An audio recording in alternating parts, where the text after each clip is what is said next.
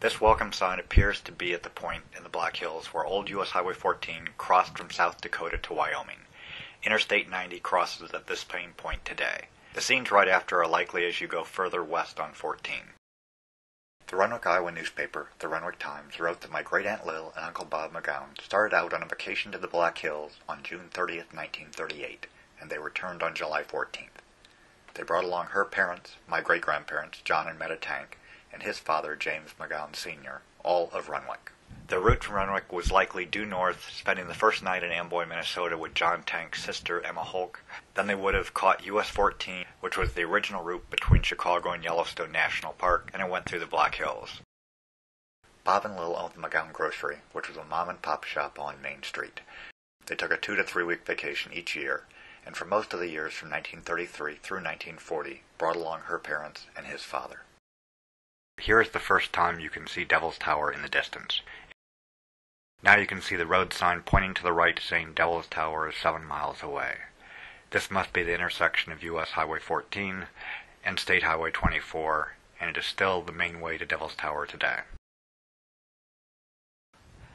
I'd wondered how a small business owner could afford to be away so long, and thanks to the Renwick Times I discovered that they had little sister Meta and her husband Henry Foster come and run the store for them. Henry was superintendent of schools at Norris Springs, Iowa, so he had the time. Plus, Meta was very close with another sister, Norma, who lived next door to the grocery. This also allowed their son Jim to spend time with his cousins, which included my mom. This may have also given Henry and Meta the idea and the experience to run a store themselves as they left Norris Springs in the 1940s and opened up a grocery in Eagle Grove, Iowa. This must be Uncle Bob.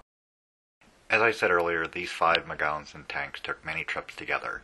James McGowan was a widower, his wife Jessie having died in 1929. This looks like Uncle Bob climbing up onto a rock where Grandpa Tanck and Grandpa McGowan are already standing. Grandpa Tanck is the one in the center, with Uncle Bob on the right, and Grandpa McGowan is on the left.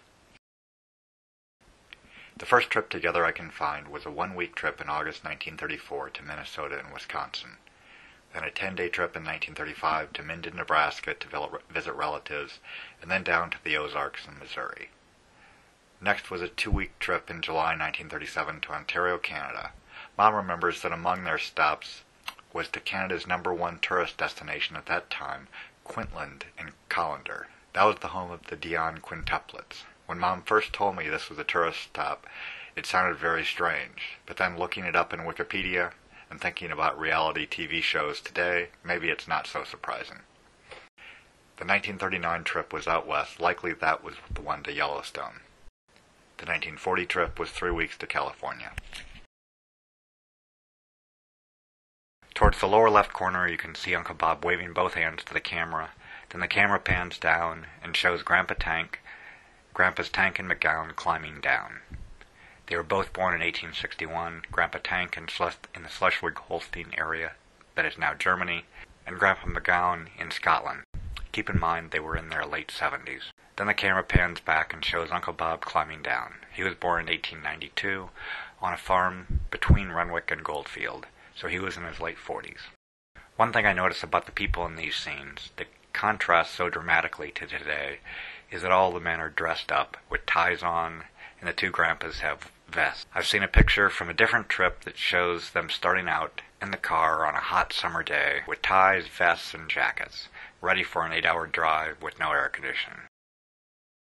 After leaving Devil's Tower, the next known stop is Wind Cave National Park in southwest South Dakota. Maybe someone can place the scenes in between to know if they took the more due south route along the eastern edge of Wyoming, where they followed US 14 west to US 16 and then took US 16 east. The common point of all routes goes through Custer, South Dakota, and then takes US Highway 385 south. After Wind Cave, they continued south and crossed into Nebraska. The camera filmed both sides of the sign at the border, first showing the entering South Dakota side, then the entering Nebraska side. Carving up Mount Rushmore was mostly completed by the late 30s. South Dakota still shows Mount Rushmore on their welcome signs today. That's Grandpa Tanck, but I can't tell what he's doing. Since the road back to Iowa from northern Nebraska then and now is U.S. Highway 20, I assume that is where these scenes are taken.